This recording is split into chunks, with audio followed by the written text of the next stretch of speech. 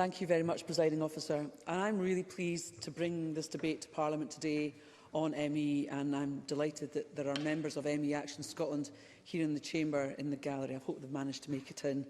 To hear what might be done to improve care for those in the grip of this debilitating condition. For ME sufferers, even making the trip here could worsen their symptoms because the condition impairs the ability of cells to produce energy and increases post-exertional malaise. The worsening of symptoms following any activity. So I am, as I said, delighted to welcome them to the chamber. Over 2 decades ago, the Scottish Parliament CPG on ME was formed. And in 2017, the first Millions Missing event took place outside the Parliament, and former MSP Gail Ross held a members' business debate. In September 2022, ME Action Scotland met Cabinet Secretary Humza Yousaf, and he said that progress needs to be made and he doesn't want to, and I'll quote, speak to us again in 6 months and not have moved forward. Sadly, we are now approaching the 6 months on, and from that meeting, and little or no progress has been made. ME is becoming Scotland's forgotten illness, and having met the team from ME Action Scotland and listened to the sheer determination and passion as they continue to fight for targeted funding towards ME treatment by the NHS, I knew I had to help in any way that I can. A constituent of mine, Jo Buskell-Bruce, was an energetic, fit and ambitious 28-year-old manager in financial services, with her whole life ahead of her. Jo is now 49 and has had ME for 21 years. Jo sent me her story, and I would like to read some of that out. Like so many, I've struggled with medical appointments over years. I understand our doctors are overworked, underfunded and haven't been trained properly on ME, but they must take the responsibility for the toxic culture around ME, long COVID and fibromyalgia. At the Chronic Pain Clinic in Leith, I was recommended graded exercise therapy by a doctor who wouldn't acknowledge my ME diagnosis. I explained that this therapy was about to be banned under the new NICE guidance. Before that, a doctor joked within earshot about my feeling the need to advise him of my mental health condition. And before that, a neurologist tried to downplay my diagnosis to burnout. Before that, it was another GP saying, "We call it CFS now, that's the grown-up name." If you ask people with ME if they recognise themselves in my anecdotes, I guarantee that they will say yes. Not 20% or 50%, all of them. And you will be flooded with far worse stories than mine. We face systemic bias within the medical community that needs education and consequences. My GP isn't uncaring, but we live in a time of evidence-based medicine. The Royal Colleges have refused to acknowledge that science has moved on and protect psychiatry's hold on research funding.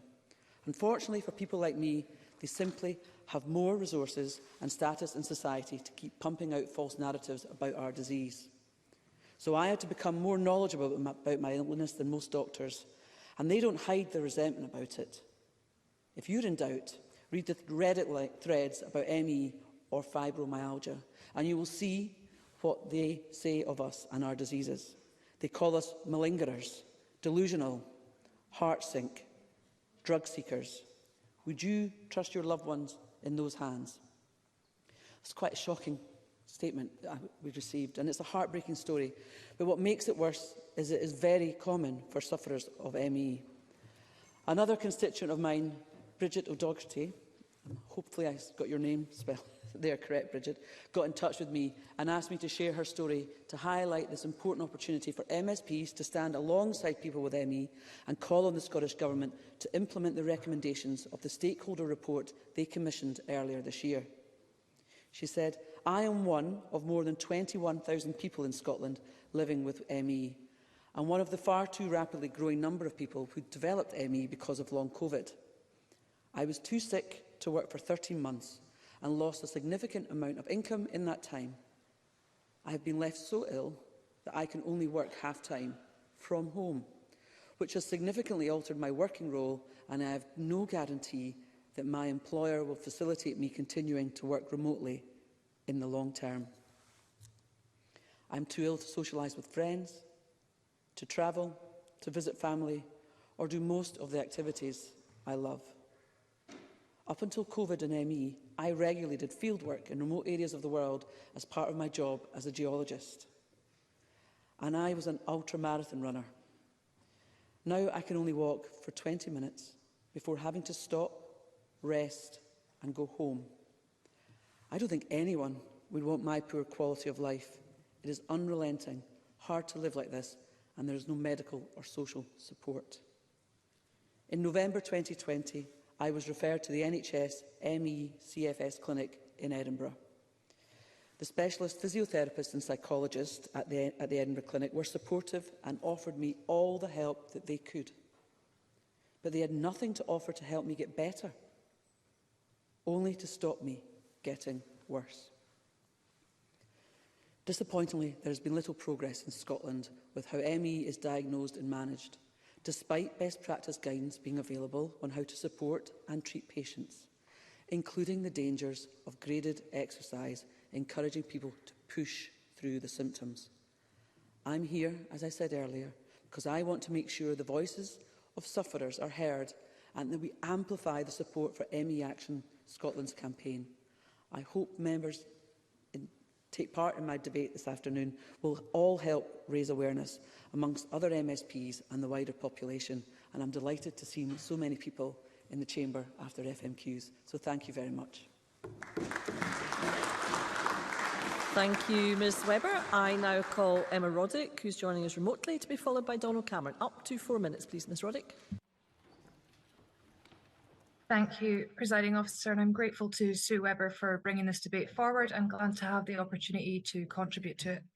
I've spoken before in the Chamber about how being disabled often means you have to become an advocate for yourself and usually for others with the same condition as well. You become an activist because you have to get treatment, to get adjustments at work, to be listened to. And I've been overwhelmed with the number of people who got in touch with me to share their stories and information and make sure I took part in this debate today, which I'm very happy to do on their behalf. Having also met with ME Action last year to discuss their concerns, I've been struck by how consistent and clear the asks from sufferers have been. There's no ambiguity here, no murkiness. Folk want their doctors to understand what their condition means. They want those treating ME patients to know what may make the condition worse instead of better so that they don't cause further harm. And they want clear guidelines so that doctors are armed with the information and confidence that they need to prescribe treatment and support, and so that patients can refer easily to guidance they can trust rather than feel the need to undertake mass individual research to figure out what their condition means for them and what treatment they need. I don't think that's an unreasonable expectation or an unreachable goal. Chronic conditions vary so widely, and I know that while certain types of physio and exercise might help me, it could cause long-term, potentially irreversible damage to someone with ME. Yet I've met a lot of people now who've had that damage done to them or a loved one because someone involved in their care didn't have the knowledge they needed. One constituent, Morag, shared a very emotional account with me and, like others, wanted me to use her story in today's debate. I'm grateful to her for taking the time to share her story for what I'm sure was not the first or probably the last time after she was unable to meet with me last year due to her condition. She first told me something very familiar, which is that she knows her GP is busy, so she speaks to them when something becomes acute and she needs help firefighting. And that is really common amongst disabled people. There's no check-in for an overview of all the many symptoms that you struggle with every day. So you go to the doctor when something gets really, really bad. And over time, you end up managing more and more serious symptoms without medical intervention and accept as normal things that would have been terrifying earlier on in your diagnosis. As my constituent has a chronic condition, a more managed approach, which allows her to discuss all the things she's barely managing day in, day out, could really improve her life and give her the space to raise and receive help with slightly less scary and less immediate symptoms. But that needs a specialist service. And a few constituents have mentioned comments by Jason Leach to me, saying that NICE guidelines should be used while there's no Scottish guideline for ME. But my constituent doesn't have a care and support plan. She doesn't have a consultant. She doesn't have specialist help or multidisciplinary input. So NICE guidelines being met is just not the reality for ME sufferers who've been in touch with me. and they want a Scottish guideline. My constituent has described the added stress of coping alone and how this makes her condition worse. She is so limited by her condition without managed support. But who knows how much better, or at least less difficult, her life would be with specialist help. And I've written to NHS Highland, Orkney, Shetland, Grampian, Western Isles about individual cases, but when there is such a clear pattern, it's clearly national guidance and pressure that's needed. Thank you. Thank you, Ms Roddick. I now call Donald Cameron to be followed by Jackie Bailey. Up to 4 minutes, please, Mr Cameron. Thank you, Deputy Presiding Officer. Can I congratulate my friend Sue Webber on bringing forward this important debate? ME affects some 20,000 people across Scotland, and those living with ME often have very different experiences of the condition, with symptoms severely fluctuating, therefore leading to the need for high-level specialist care. Symptoms include extreme pain, post-exertion malaise, and cognitive dysfunction.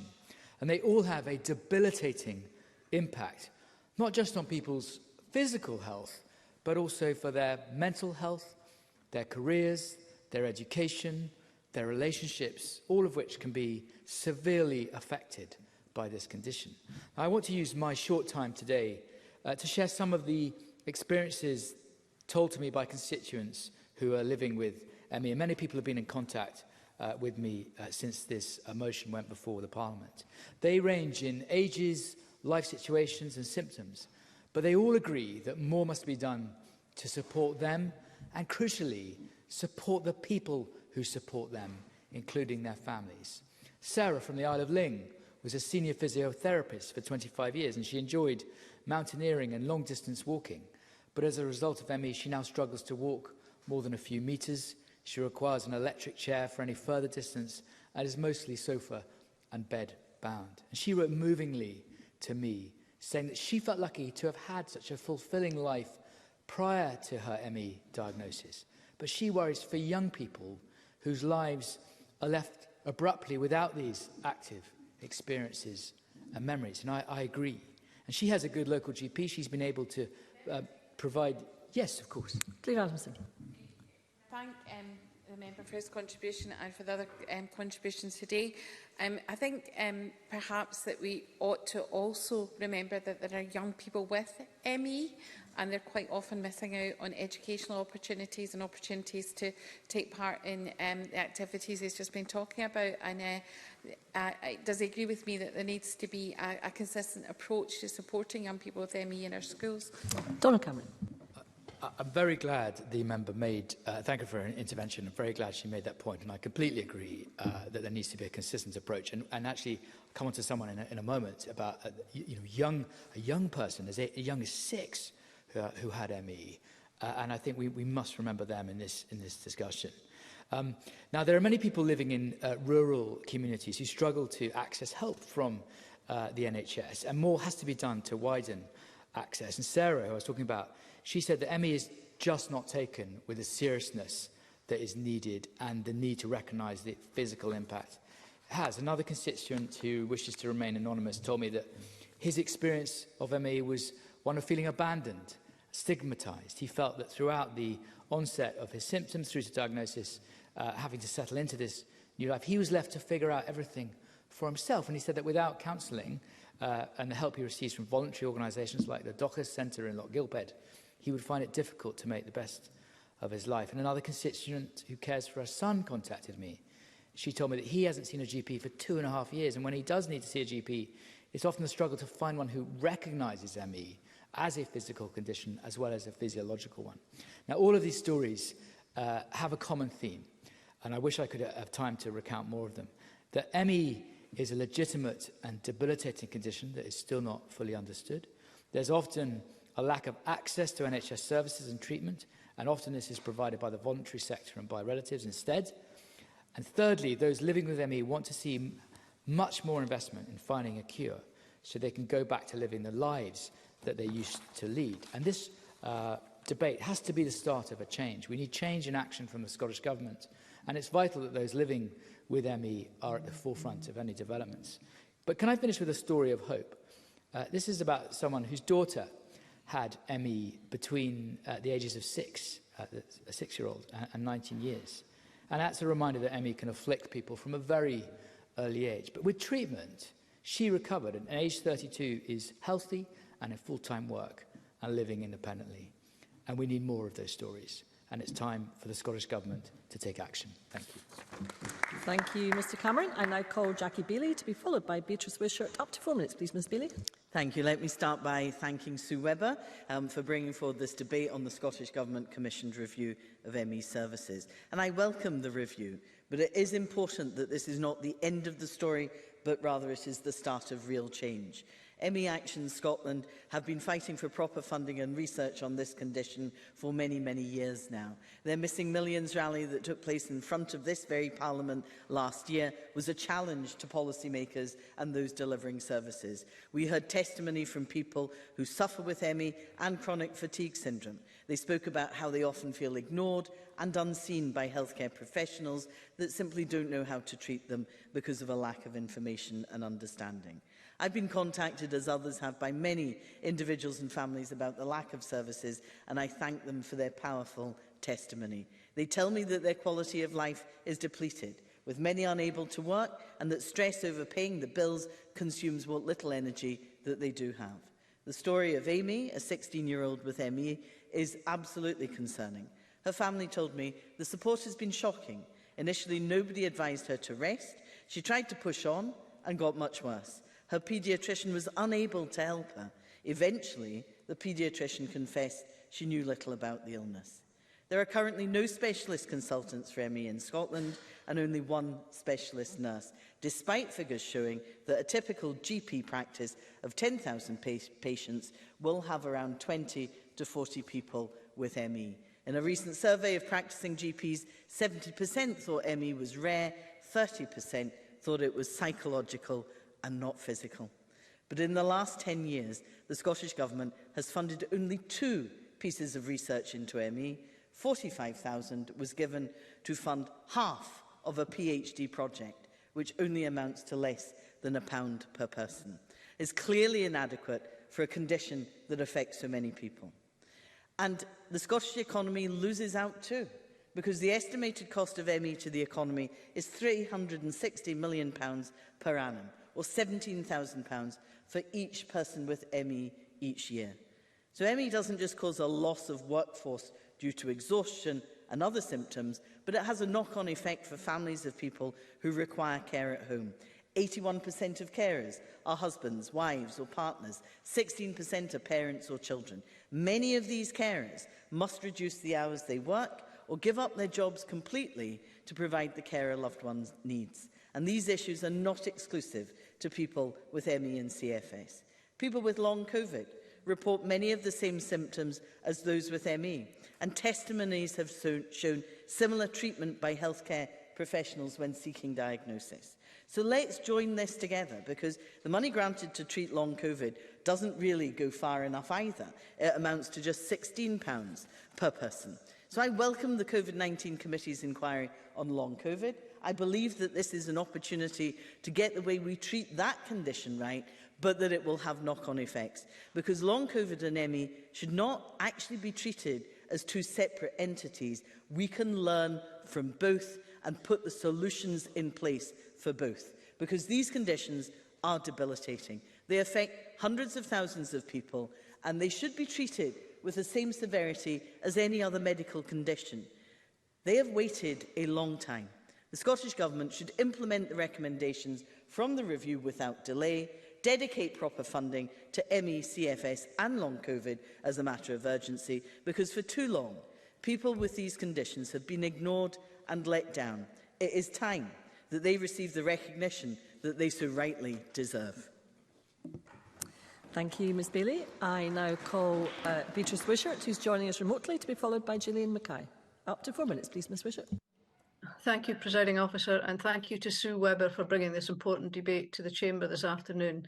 I'd also like to thank ME Action and Action for ME, who provided briefings before the debate. I welcome Sue Webber's motion and the recommendations of the review of the NICE guidelines, which are outlined in the motion.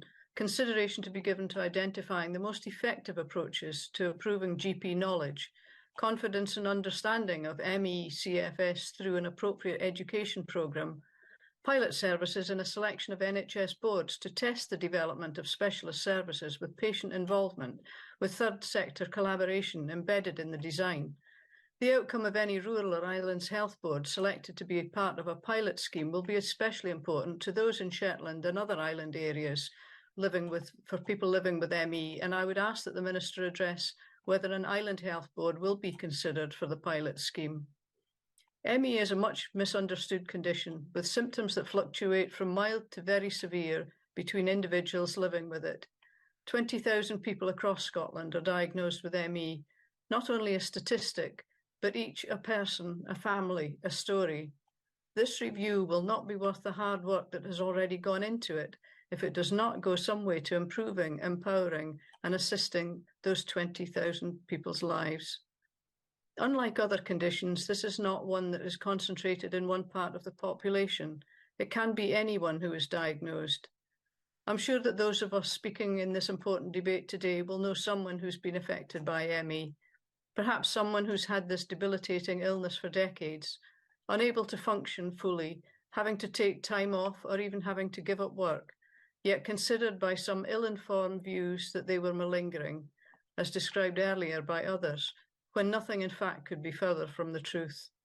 I hope for a society that better understands and is better informed about ME and how it treats those affected by it.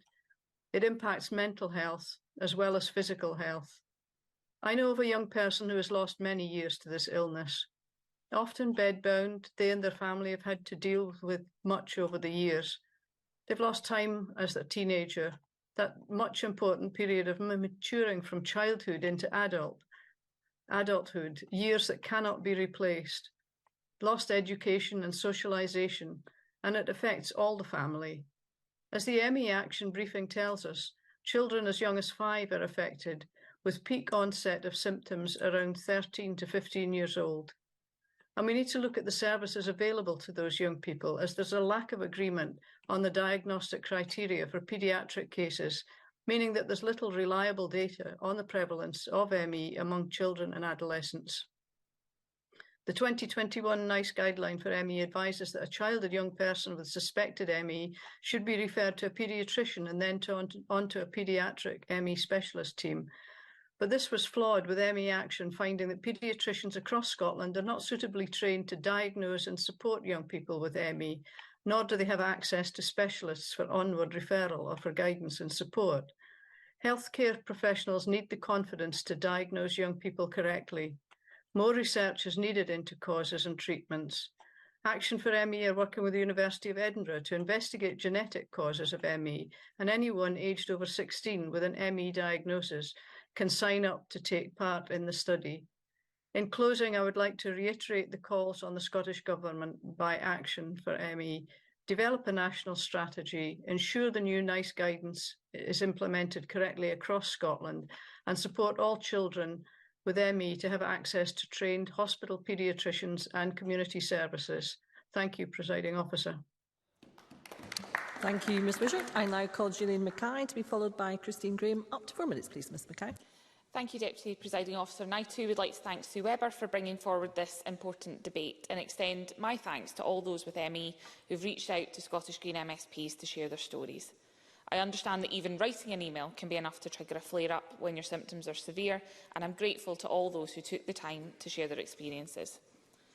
I'd like to join other colleagues from across the Chamber in welcoming the report of the Scottish Stakeholder Review of the NICE Guidelines on ME.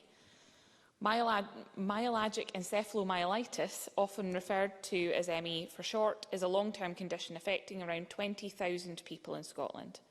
ME is a complicated condition which can vary significantly in different people. It's so important that we accept and adopt some of the key changes in this publication. A central part of this is supporting changes within the NICE guidelines and ending the cynicism and disbelief experienced by those living with ME in regards to their condition. It's so important that we support those living with ME by acknowledging their condition and ensuring that others who may have the condition are believed and encouraged to come forward and seek medical support.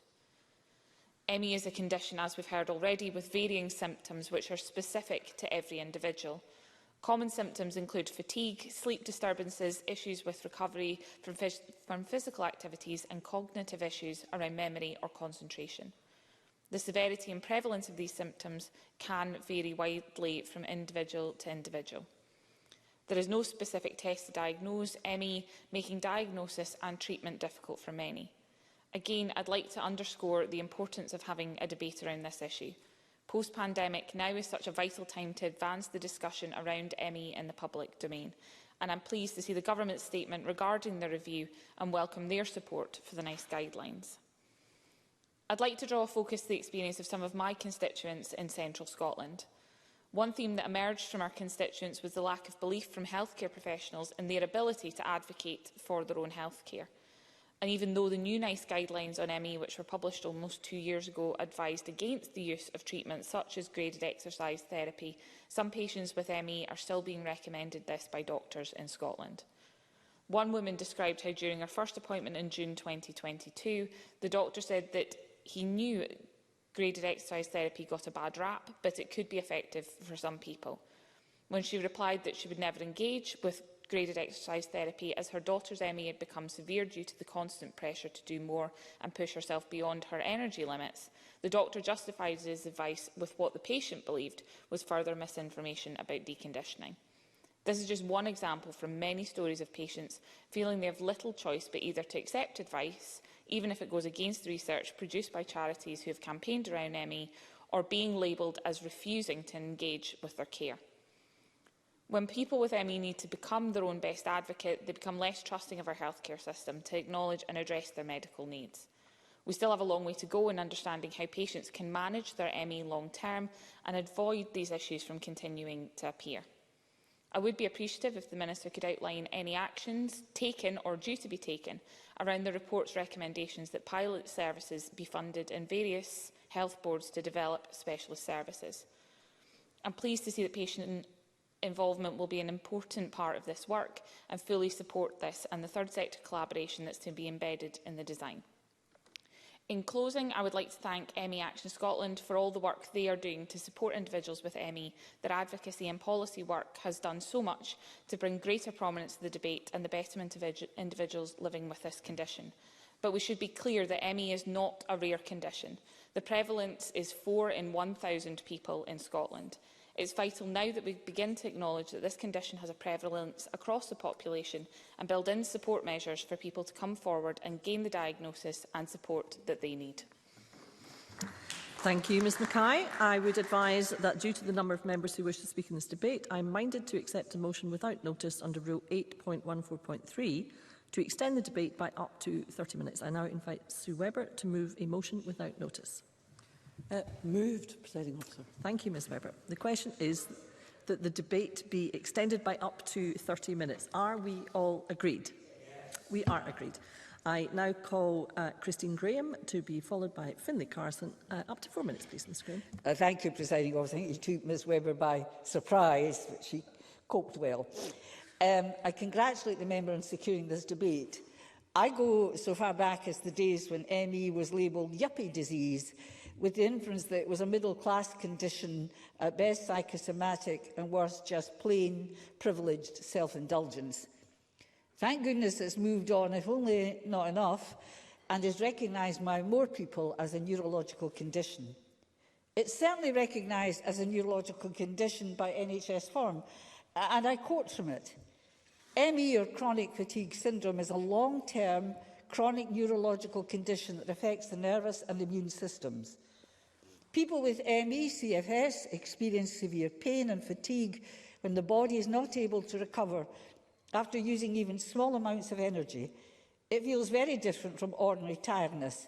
It might take a day or two to kick in after physical, mental, or even emotional exertion.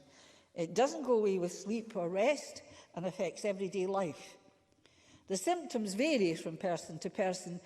Sometimes you'll be able to do some normal everyday activities. At other times, symptoms may get worse, affecting your daily life.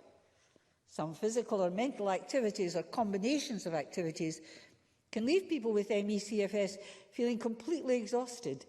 It can also lead to increase in other symptoms. Here's the issue, however. That's not the quote. continuing quote, there's no single test to detect ME/CFS. A diagnosis is made after other possible known causes for symptoms have been excluded. And I support the comments that long-term COVID may have opened up more minds to this. I close the quote.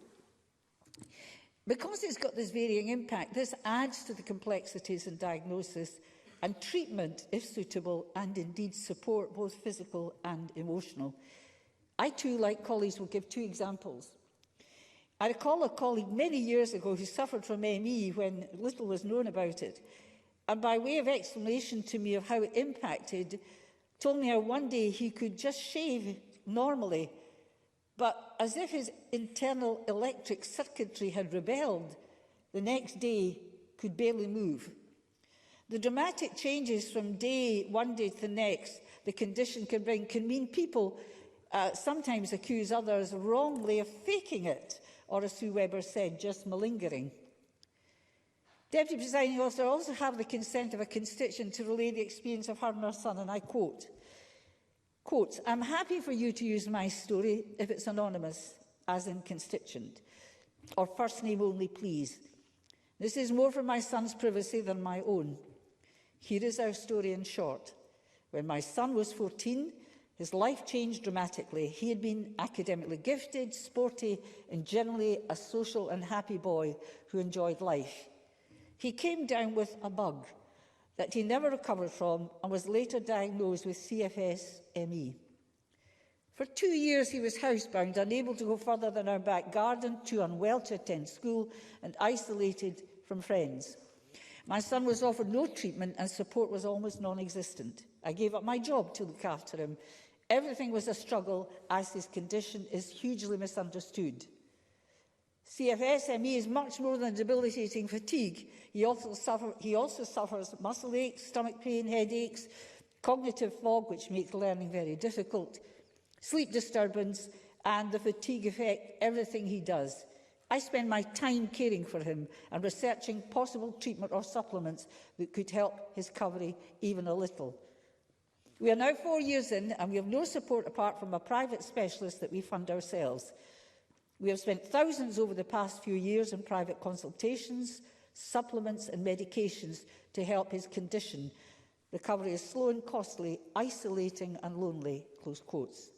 Now, I note, Minister, the complexities of the condition, but I look forward, therefore, to hearing the response from the Minister in relation to the contributions from all members. And I thank the member for bringing this important debate to the Chamber. We've debated it a few times, but it's something that needs to be kept on the alert. Thank you. Thank you, Ms Graham. I now call Finlay Carson to be followed by Willie Rennie. Up to 4 minutes, please, Mr Carson. Thank you, Presiding Officer. Firstly, can I congratulate my colleague Sue Webber for bringing this members' debate to the Chamber today.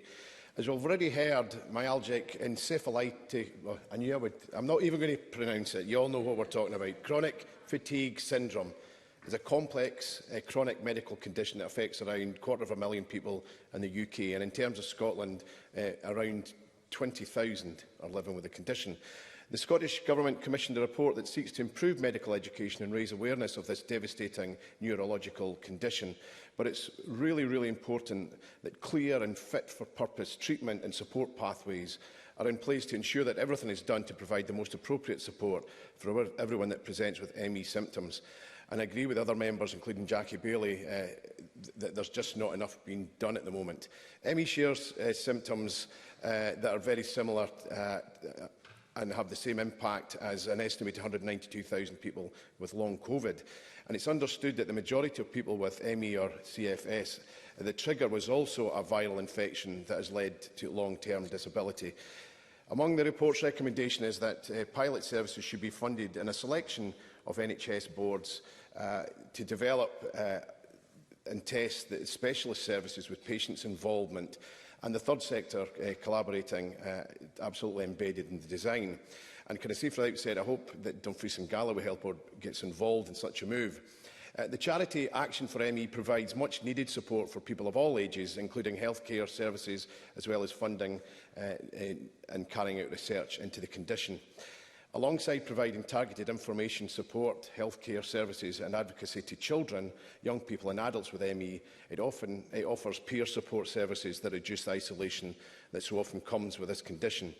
Which brings me on to the notable work being carried out to my own constituency of Dumfries and Galloway, the Dumfries and Galloway ME and Fibromyalgia Network. I've met the group on a couple of occasions and they really are an inspiring bunch. It's heartbreaking to hear how the condition has completely taken over their lives, from the young to not so young, but once physically fit and active in both work and leisure terms, struggling on a daily basis with this debilitating symptoms.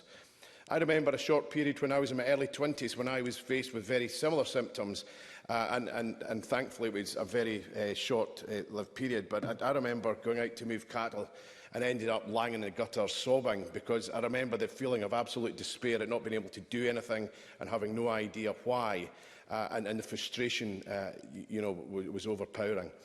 But the board and the trustees of the Dumfries and Galloway ME and Fibromyalgia Network is entirely made up of volunteers, each coming from their own varied life and work experience to bring invaluable help in running the network.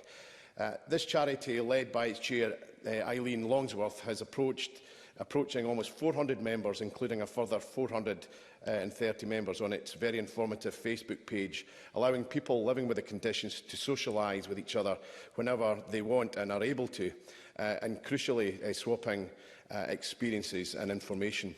In the last year, it's been fortunate enough to secure £6,000 from the Community Mental Health and Wellbeing Fund to start a range of projects locally, including free soup and sandwich facilities at its pop-up meetings. And as the organisation moves forward, face-to-face meetings on a regular basis are beginning to start again. And a Zoom facility will enable them to stage social meetings through a hybrid mix of virtual and actual attendance. And this will enable members to attend no matter what their situation. And we all know that during the pandemic, Zoom was invaluable in cutting down the feeling of isolation for so many members across the region, and the funding will allow the group to continue to allow those unable to attend in person the ability to participate in the craft workshops and implement wellbeing workshops with a range of topics from mindfulness, yoga to soap making and calligraphy. The other outstanding work carried out by this charity is providing access to services available, as well as valuable advice on where they can seek out support. Can I finish, Presiding Officer, with the words from one member who said, "I have been off sick for months and feel very isolated and like I'm missing out on life's fun bits." They go on to say, "This really boosted my mood, self-esteem, and I feel like going for a walk afterwards because I felt much better." So you can see just the friendship, support and kindness that a network like that can bring goes a very long way to improving people's life. Presiding Officer, my thanks go to everyone, volunteers, including those living with these awful conditions, go on a daily basis, go that extra mile to help make life a little bit better. Thank you, Mr Carson. I now call Willie Rennie to be followed by Stephen Kerr. Up to 4 minutes, please, Mr Rennie. I want to congratulate Sue Webber for leading the debate, I think, so well, and to thank the Government also. That's not something that I regularly do, but for commissioning the independent review. Now, a friend told me a story of an encounter just this week. He was out campaigning. He met a voter on the doors. The voter looked utterly drained, completely exhausted. He went through his usual spiel, but they stopped him mid-flow. She said she was drained and she was exhausted, and she just couldn't talk any longer. She couldn't stand for any longer. She couldn't even take a leaflet because she would not be able to concentrate for long enough to read it. Now, how anybody could resist a Lib Dem leaflet with a good bar chart on it is beyond me, but apparently that's one of the symptoms of this condition. But it does epitomise the all-consuming nature of the condition. Largely invisible, but brings down healthy, active people, and for too long they've not been believed. Well, they are being believed now, and we don't have to stand for the current level of services that are in place. We can match our belief in them with a level of service that they deserve. Now, there is one nurse who is leading the way. Keith Anderson works at the Ladybank Clinic in my constituency. He provides Scotland's only specialist nurse-led service for patients with ME/CFS. Keith devises individual management plans for patients appropriate therapies based on energy conservation, activity management, relaxation techniques, sleep regulation, pain relief, lifting depression and anger, and goal setting. He also uses some aspects of CBT in some cases. These therapies may be given individually or in groups, at home or in a specialist clinic. Keith has links with the social work department for the provision of useful equipment, respite care, home help, personal care and much more. He can refer patients to home and community education services and to disability advisors at university and at college. He also has contacts with the Department of Work and Pensions regarding benefits, welfare rights, job centres, occupational health and so much more. But importantly, with paediatric and family support units, which has led to the development of a care pathway for children and young adults in Fife. He's praised highly, and quite rightly so, by all of his patients. I hear about him in all parts of Fife. It's a model of care that should not be restricted, however, to North East Fife. It should be available everywhere across the country. But it shows, I have to say, what can be done. We need to know more. We need investment in biomedical research and clinical trials to be informed by the research priorities set out in 2022 by the James Lind Alliance Priority Setting Partnership for ME. There is so much more we can do, but there are examples of care. There's good work that has been done. There is the great work that's been done in Dumfries and Galloway with the groups that Finlay Carson has talked about. Sue Webber is right. Funding is required. We need it to improve services. It needs to be guaranteed funding for the long term. And that funding should be available for people who have been left behind for far too long. Thank you. Thank you, Mr Rennie. And I call Stephen Kerr up to 4 minutes, please, Mr Kerr. So, Presiding Officer, I stand in this debate simply to give voice to constituents who have contacted me to describe their condition, because I think hearing their words in this chamber is very important. Their voices have to be heard. I'd first of all like to refer to the story of David, who wrote to me to say, I'm speaking up for my wife and daughter, who both have ME. My daughter has suffered ME for more than 4 years. This illness has transformed her from a 13-year-old that was full of life, involved in youth theatre, dancing, signing, playing musical instruments, and participating in sports, to someone confined to her bed 24/7, sensitive to light, heat and noise, and debilitated by pain and brain fog. We've experienced the lack of understanding within the NHS due to previous NICE guidelines, lack of GP and consultant knowledge of ME and related illnesses. Initially, my daughter was offered cognitive behavioural therapy and graded exercise therapy. Neither addressed her symptoms. It was only when able to participate in online consultations with specialists in England that we were able to make progress in diagnosis and have started to address some of the symptoms that have caused the decline in her health. Although unable to participate in education, she's also experienced a failure to provide suitable alternatives in in-person schooling. Despite the pandemic, the online offering for schooling for those who physically cannot attend school due to illness has still to be developed. And I'm grateful to David for sharing that story with us, and I am privileged to share it with the Chamber. I've also received this testament from Jules. Jules said, for over 10 years I was a therapist and devoted my life to helping others the best I could. When I first became ill, I kept going and put it down to general aches and pains. I finally had to give up what I loved with a final diagnosis of severe ME. I've been to psychology to be told it's all in my head, pain management to be told to push through the pain, and physiotherapy who told me my muscles were so weak there was nothing they could do. I've been on so many prescribed medications and vitamins. Last year, I was taking in excess of 22 tablets a day, and yet I would still crash. I am 90% house and bed bound, and my GP has exhausted all avenues for me, and therefore as I was told, you must try and manage your illness as best you can. My husband works long shifts and I'm home alone for at least 10 hours a day. And sometimes I have to crawl on my hands and knees to get to the bathroom. And I go for days on end without being able to bathe or shower, as I'm just too exhausted to move. I feel like so many others that we are just left to rot. I feel like my mental health is now suffering as I become more and more isolated from society, and there's no one to help me, and many others just like me. I am severely fatigued to the point that I cannot stand upright, otherwise I get so dizzy I'm about to faint.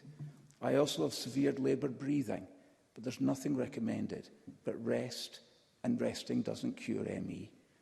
I don't wallow in self-pity. I spend what time I can online being an advocate for Action for ME, and whenever I can, I offer support to other members of the social media groups I'm in and share my stories and experiences. I have a devoted and caring husband who does everything he physically can to look after me, but it's tough when I'm home alone for so long with no care. I try to do what I can to help keep my spirits up, but on days when I crash for no reason, I can't watch TV or read a book. I have to have my curtains drawn and be in a dark room. Sometimes I even need soft silicone earplugs to block out any noise as I get cognitive dysfunction too. This is not living, Stephen. This is just existing. The words of David and the words of Jules are a plea to the Minister to act now on the independent report that she now has in her hands. Thank you, Mr Kerr. And I now call on Marie Todd, Minister, to respond to the debate. Around 7 minutes, please, Minister. Thank you, Presiding Officer. I'm very pleased to be able to respond to this important motion on behalf of the Government this afternoon, and I do hope, if I am able to speak quickly, I'll be able to respond to all of the issues raised. I really welcome today's debate, and I'm grateful to everyone who's contributed their time and energy to it, and to the members of the public who join us in the Chamber today.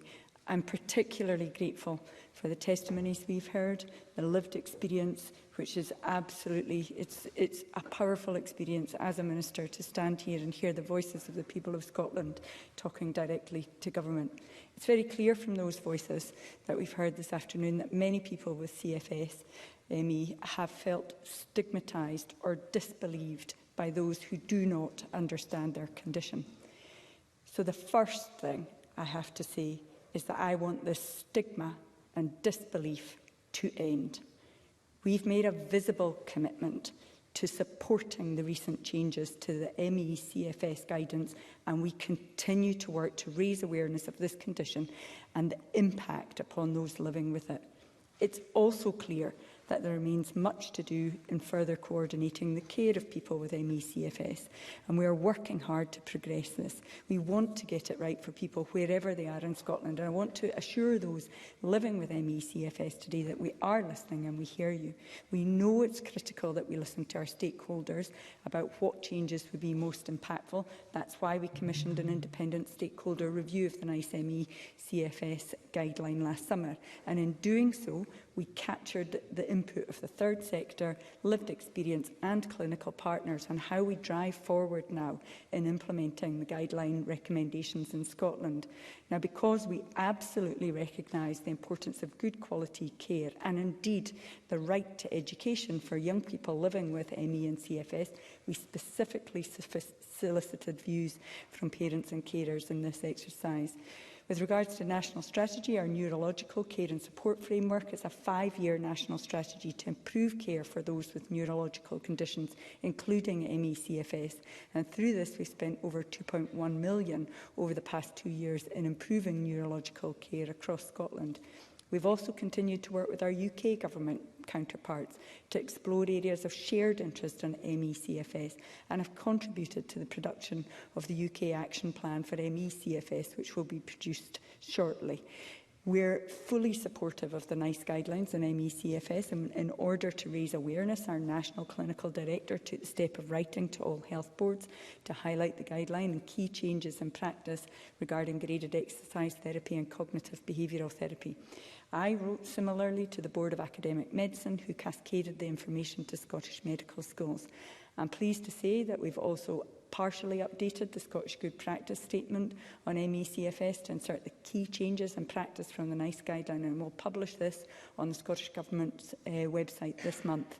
It's not a comprehensive rewrite, but rather a first step in creating a living document which is situated with us and can be further reviewed and updated with partners. Certainly. Finlay Carson. I appreciate you taking the intervention. Nearly 22 years ago, Meryn Ferguson, who's the wife of our greatly missed and previous presiding officer, Sir Alec Ferguson, and she wrote a book entitled What's Wrong With Me about her son Chris. And it looks at the problems with ME and the misunderstandings from way back in the 1930s. That book was, as I say, was written 22 years ago, and little progress has been made. Can you tell us when you expect that fit-for-purpose care pathways will be in place in every health board in Scotland to ensure that we don't leave people behind and they get the treatment they need? Minister. So I absolutely agree that progress has been slow. I think one of the blocks, as we have all articulated, is the level of stigma and disbelief that has been experienced by people with ME. And I absolutely believe we are at a point where we are overcoming that particular hurdle. We are currently liaising with the Royal College of GPs in Scotland to ask them and to work with them on how to make progress around this condition and how to disseminate promotion of the guidance. We've heard a lot today about the desire for specialist MECFS services. MECFS can present a broad range of symptoms, and we know that there's no one-size-fits-all response. We want people to be able to access care in a setting that's appropriate and as close to home as possible. Our strengthening of Scotland's primary care workforce through the recruitment of multidisciplinary teams is making it easier for people to access that kind of care and support. And we've now recruited over 3,000 professionals, including community nurses, physiotherapists, with increased funding of £170 million this year to support the further development of multidisciplinary teams in primary care. Now, by listening to what matters to people with MECFS and using the principles of realistic medicine to involve them in decisions about their care, we can deliver patient-centred support and reduce inappropriate care. I absolutely agree with members who've said that there may be lessons that we can learn in long COVID that might be helpful for ME. Following our discussions with stakeholders, we recently surveyed all Scottish health boards to better understand their care pathways and provision for people living with MECFS. And we plan to publish that data by May this year in a report that will review the board's implementation of the updated NICE guidance. It will highlight areas of good practice and it will identify where further support is needed to embed the guidance. And that data will undoubtedly be helpful in identifying suitable places for pilots. We've heard calls today for increased medical education and training, and I absolutely understand the importance of supporting health and social care professionals in learning about the diagnosis and management of MECFS. That's why we funded the creation and dissemination of an online CPD course for all GPs and all health professionals in Scotland, produced by Action for ME and Partners. By September last year, that module had been accessed 1,300 times, with evaluation data showing it significantly improved participants' ability to diagnose and manage MECFS. I'm also pleased to report that NHS Education Scotland have created a practice-based learning module for primary care clinicians. I understand that NES are currently reviewing third sector feedback on the module ahead of piloting it with GPs. And we all recognise the importance of research for better understanding the development of effective new approaches to the condition. Through the Chief Scientist Office, we're putting into UK clinical research collaborations, and that group is working to increase research capacity in the number and quality of MECFS research funding applications. Presiding Officer, I want to close by saying that we are going to continue listening to the human stories. I'm sorry, I'm in my closing part of my speech. I want to close by saying that we'll continue to listen to the human stories the individual experiences behind the issues today. We'll continue working to identify how to drive up standards of care in MECFS, how to better embed clinical guidelines, how to encourage research into its causes and potential treatments. And I want to assure you that we'll continue to work with those with lived experience, third sector and clinical partners to continue the improvement work which we have begun and to maximise the quality of life for people with MECFS right across Scotland. Thank you.